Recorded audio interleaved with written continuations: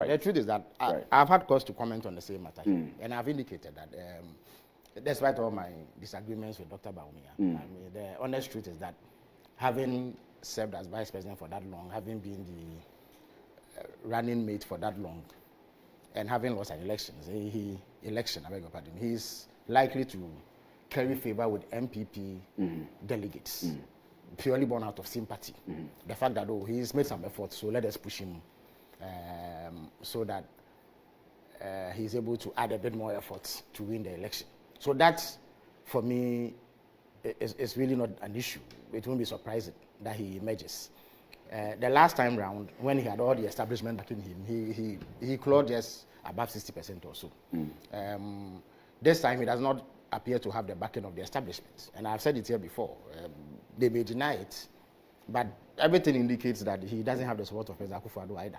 Because you see key Akuffo supporters, people who are extremely loyal and are currently even working around President Akuffo, even in his capacity as former president, supporting Brian Agyapong. So it gives indication that perhaps the establishment support is elsewhere. But I still think that he will sail through. What remains to be seen is the margin by which he would win. I heard, as I walked in, I heard Mcbrown recite a litany of what he believes to be Dr. Bawumia's attributes. But as you see, all of that doesn't matter in an election, trust me. Because all the qualities that Mcbrown listed, and all the qualities that my brother here would have listed about him, and what his supporters will say about him, you can find in 1,001 people in Ghana. So those qualities don't set him apart from anybody else who wants to contest elections. The defining thing for the electorate, and you see, the Ghanaian electorate, as is the case with every electorate everywhere in the world, are rational decision makers. When they go to the polls to vote, they vote because of something. 99.9% of those who go and vote do not have any personal affiliation or connection with the people contesting elections. They don't know them. They are not their family members. They are not their friends. They may not even have seen them before. What defines their decision making is what they expect will be the outcome of that decision. And we have seen Dr. Bawumia before. They touted his credentials. Indeed, they attribute every policy implemented by the NPP government to him. They say that he implemented 33 policies. Is that not the case? But it's when you put all of those together, the outcome was that they bankrupted the economy. We couldn't pay our debt. Our currency nosedived. There was extreme hardships. They couldn't pay bondholders. We defaulted on our debts. The economy was in a mess. Cost of living was high. People were suffering. And in the particular case of Dr. Bawumia, he is the one that the NPP used to front their economic campaign. So everybody knows that he was the man responsible for running the economy. Indeed, that is what President Akuffo told the people of Ghana.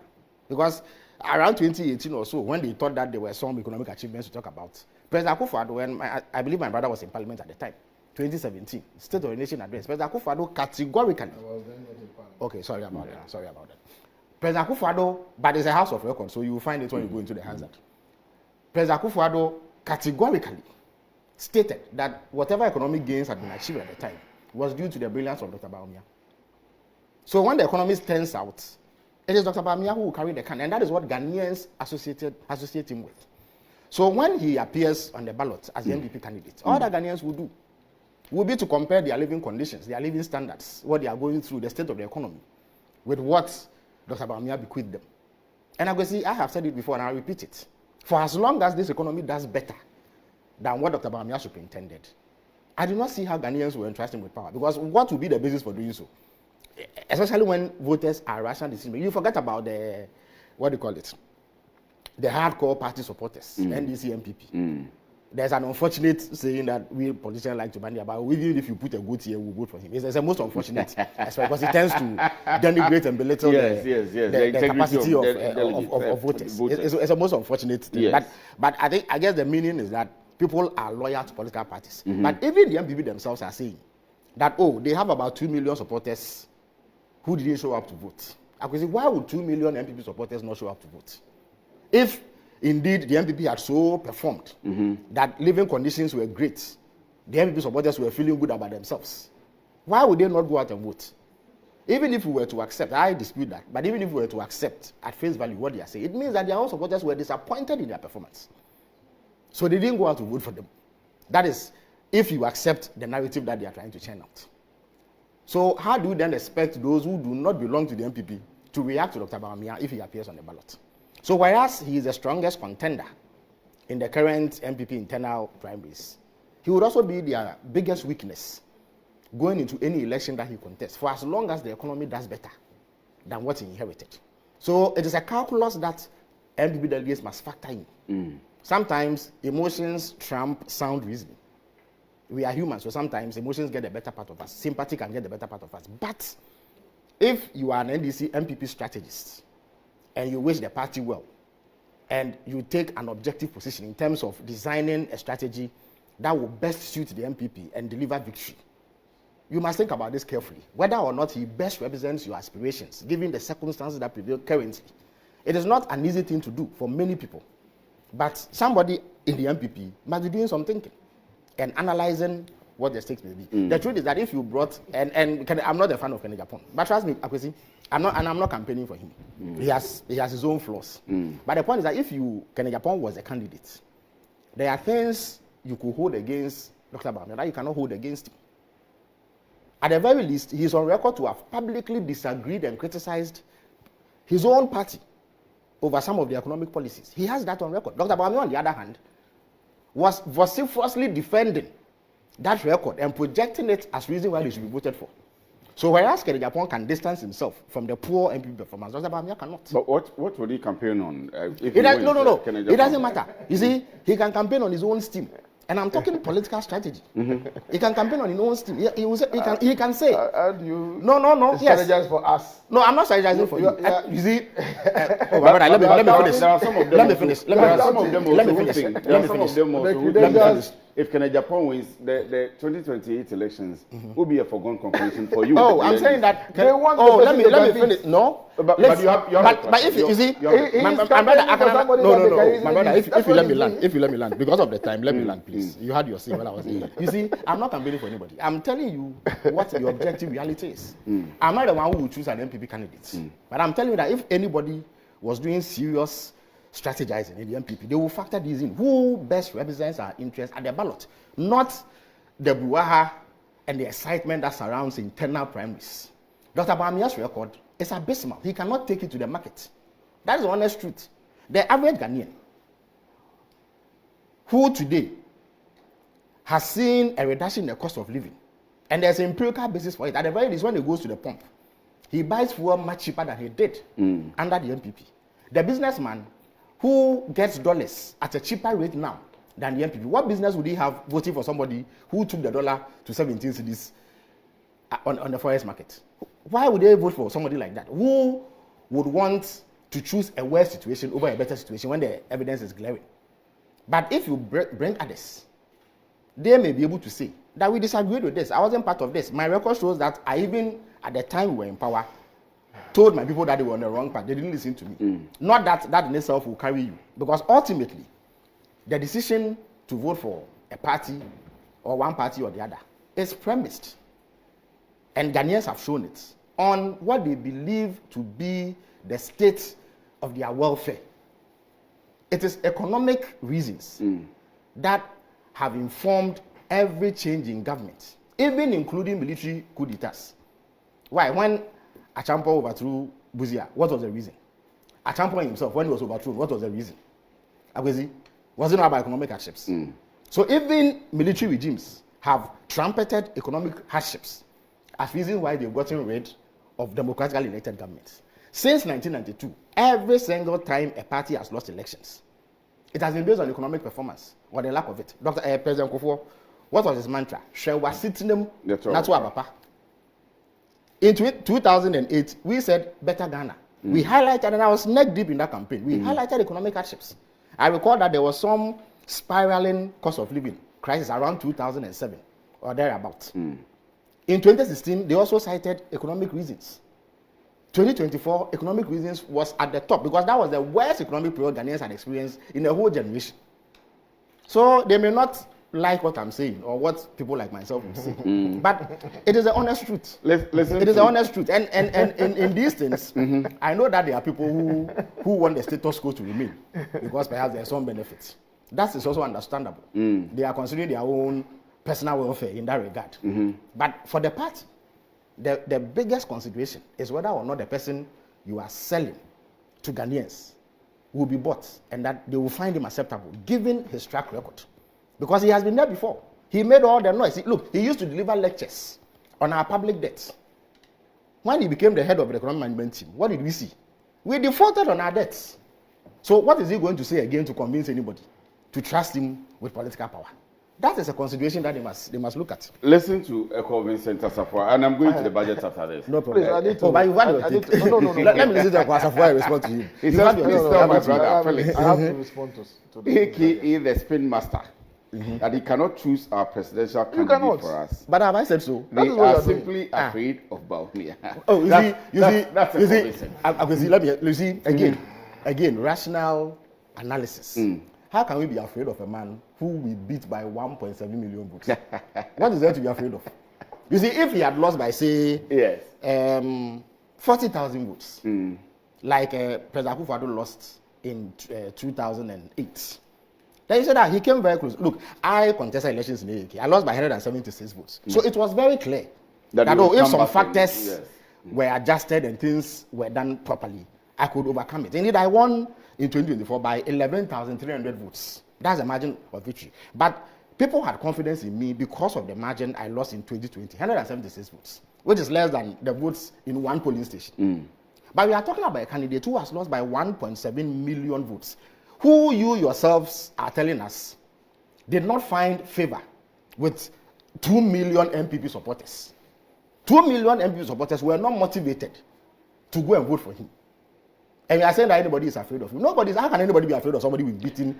And you see, he has this in absolute terms. In percentage terms, it is Mr. Rawlings who got the biggest electoral victory of around 58%, if I'm not mistaken, around 96. But in absolute terms, Bawumia has suffered the worst, most humiliating defeat in Ghana's political history, or at least since the Fourth Republic began. Before then, who was? It doesn't matter. No, before no, listen, it doesn't matter. That means listen. No. Somebody, of course, he won't be. A sitting president no problem. No. Yes. A sitting but president Dr. Bawumia, a sitting vice president, has not. They're not the same. But you're interrupting me. You're interrupting me. They're not the same. You're interrupting me. You see, when they go to the polls, as Bawumia himself used to say, Manu. It was Dr. Bawumia against President Mahama. They contested that election. What they were or were not was immaterial. The people of Ghana had a choice between President Mahama and Dr. Bawumia, who actually was in power, was managing the economy. And they said that they did not want Bawumia. 1.7 million people. Who manages your economy? We do not have an economic management team. We have not counted. If you let me land. If you let me land. Alaji, these interruptions. Allow me to land, then I'll give you the time. I want to know so that I can Alaji, but so, you see, when is your turn? When is your turn? You can make any alliance. You see, Akwesi. Who is your arrowhead? Akwesi, I beg you. You see, nobody put a gun to President Akuffo's head. Not. Alaji, are you going to interrupt every word I say? I will come to that. Alaji, please just let me land. Please allow me. Please allow me. I'll give you the time. I beg you. No, I'll give you the time. It's also fortunate that you are doing this to me. I'll give you the time. It is please let me flow. When is your time? You can make your point. I've noticed that you've written a tall list of items. You see, nobody put a gun to President Akuffo's head to tell us that he had gone for Dr. Bawumia specifically. Indeed, as far back as 2008, when Dr. Bawumia did not even have an NPP party card, and this is documented. President Akufo told us that it was because of his background as an economist that he had gone for him. In 2012, the same argument was repeated. 2016, even before then, in fact, since 2012, Dr. Bawumia has been mounting political platforms to deliver economic lectures. He didn't give lectures on security. He didn't give lectures on gender and women and children. He didn't give lectures on housing. He gave lectures on the economy, economic management. Indeed, they got the Central University to give him a so-called seat. They call it the chair of economic governance. Nobody also put a gun to Dr. Bawumia's head to come and tell us that they had a stellar economic management team headed by him. 100 days after they took over power in 2017, did he not mount the platform to announce the economic management team with he himself as the head and touted their credentials? In fact, he actually went abroad in the same year and said that they had such a stellar economic management team that every week they met to take critical decisions on the economy. They told us this. I didn't say it. We have not come to announce an economic management team, have we? So if you come in fact, Westill, he used to go around to lead the economic management team to hold town hall meetings. They held one at the College of Physicians here. In fact, to do that, they actually mounted a giant billboard at the venue and around the city to announce the economic management team. And his poster or his picture was the biggest. And it was clearly indicated that he was the chairman of the economic management team. So how can you come and tell me today that he was not in charge of that? Well, what was he in charge of? Let me. You see, even that, and again, they are making the same mistake. You know what hurts Ghanaians the most? You see, it was bad enough that the economy had been mismanaged and Ghanaians were going through hardships. But the attempt to distance him from the economic failures cast him as somebody who could not take responsibility. And that is what worsened the economic plan. You see, if you go with the same strategy, you will suffer even worse defeats. Let me come to you, Alhaji, Honorable. And Thank you. briefly, so that I can move to the budget. I want to be able to move to the topics we have announced today. You know, when I listen to my good brother here speaking, it takes my mind all the way back to the period between 2017 and 2019. You know, where all the economic indicators were pointing to the positive direction. Indeed, it was during this same period, 2018 to 2019, that we achieved the longest period of single-digit inflation of 8% in 2018 and then 9% in 2019. We spoke with a lot of confidence the way that he's speaking, but we didn't add this level of pomposity to determine for our opponents, who their flag bearers should be. I mean, to take this level of, you know, I think it marks of some amount of, you know, pomposity, that you know so much within your party and you want to determine for us what happens in our party. I mean, we won't take any lessons from Felix. You know, the fact that he's attacking Dr. Bawumia the way he's doing tells you something, that he's the candidate that they fear. Look, he says that the vice president never disagreed. When did John Dramani Mahama as vice president ever disagree with Atamos when he was president?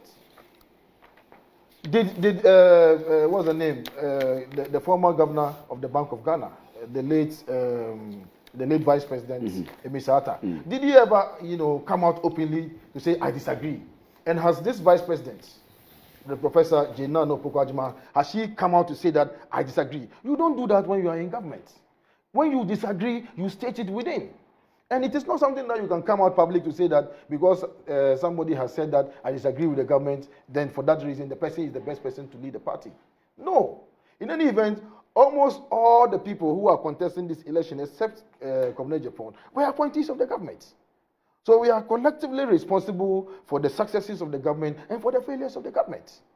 And so I was asking you, who is your arrowhead as far as your economic is concerned? Is it the president? Is it the vice president? Is it the finance minister? Who? So if there is any challenges right now, who do we hold responsible? Are we holding one person or we are holding the entire government? So I don't even understand some of these things. Look, we had a sitting president who lost the confidence of the Ghanaian people. And he lost by almost 1 million votes. He came back after 8 years and won by 1.7 million votes. So what are you talking about? Okay. So in spite of all the loss and the rejection by the Ghanaian people, he came back and then he won an election. And in any event, he's saying that President Akuffo supports one candidate or the other. Look, there are people within the camp of Nana Addo Akufo-Addo who are supporting, what's his name, Dr. Edichum. Some are supporting Brian Agyapong. Some are supporting Kennedy Agyapong. Some are supporting Dr. Bawumia. So how do you sit here? So that means that you are not even well informed. If you go to Dr. Bawumia's office, or if you go to President Nana Addo Akufo-Addo's office, his spokesperson, Fatima Abubakar, who is your immediate, predecessor, He's supporting Dr. Mahmoud Bawumia. You go, you see for us. He's supporting Dr. Mahmoud Bawumia. Abu Jinapa was his aide. There can't be anybody closer to President Nana Akufo than these people. But they are supporting Dr. Mahmoud Bawumia. So it's nothing to do with establishment candidates. There's no establishment. Let me move on. So who is the establishment? Is it the party? Is it Akuffo? Is it Kufua? Or who is establishment? I've told you that.